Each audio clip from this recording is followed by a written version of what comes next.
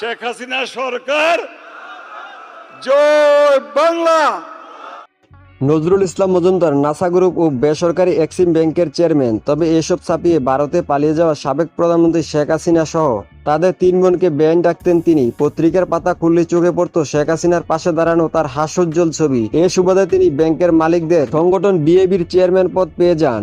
টানা প্রায় 15 বছর ধরে এই পদ পাওয়ার পর তাকে আর পেছনে ফিরে তাকাতে হয়নি। প্রভাবশালী মহলের আশীর্বাদে তিনি দেশের ব্যাংক খাতের অন্যতম মাফিয়া বনে যান। আর্থিক খাতের নানা প্রতিষ্ঠানে চাঁদাবাজির টাকায় দেশ বিদেশে গড়ে তোলেন অটল সম্পদ। বাংলাদেশ ছাপিয়ে বিশ্বের একাধিক দেশে রয়েছে তার বিপুল অঙ্কের বিনিয়োগ। তবে শেষ পর্যন্ত চোরের 10 দিন গৃহস্থের একদিন প্রবাদের মতো তারও শেষ রক্ষা হয়নি, তিনিও ধরা পড়লেন।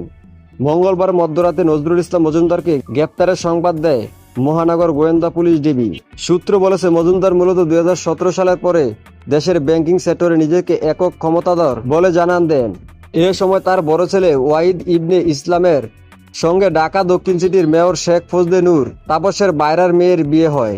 এই সম্পর্কে সূত্র ধরে শেখ হাসিনা সহ তাদের 3 বোনকে বেআইন ডাকা শুরু করেন।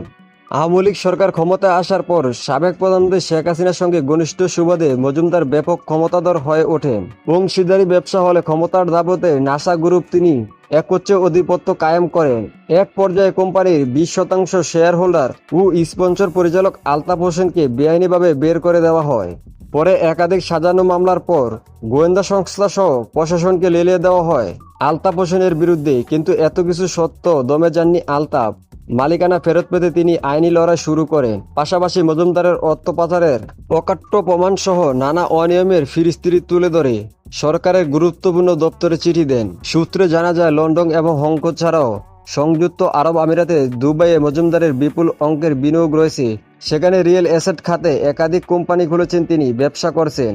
এছাড়াও 2015 সালের দিকে তিনি সৌদি আরবে কৃষি খাতে বিনিয়োগ করেন। সৌদির একাধিক খেজুর বাগানে বিনিয়োগ রয়েছে তার। এছাড়াও যুক্তরাষ্ট্র এবং কাতারের রাজধানী দোহায় তার সম্পদ রয়েছে বলে জানা গেছে। সিআইডি জানায়, ব্যক্তিগত ক্ষমতায় স্বেচ্ছাচারিতার মাধ্যমে নানা গ্রুপে সংশ্লিষ্ট 4টি প্রতিষ্ঠানের অনুকূপে প্রায় 21,000 কোটি টাকার ঋণ নিয়ে শত শত কোটি টাকা দুবাই, যুক্তরাজ্য, কানাডা, সিঙ্গাপুর, থাইল্যান্ড সহ বিভিন্ন দেশে পাচারের অভিযোগ তার বিরুদ্ধে।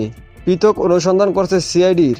তো বন্ধুরা, দুর্নীতিবাজ নজরুল ইসলাম মজুমদারকে নিয়ে আপনার মতামত কি কমেন্টে জানাতে পারেন। আর ভিডিওটি ভালো লাগলে ভিডিওতে একটি লাইক দিন এবং চ্যানেলটি সাবস্ক্রাইব করে সাথেই থাকুন। ধন্যবাদ।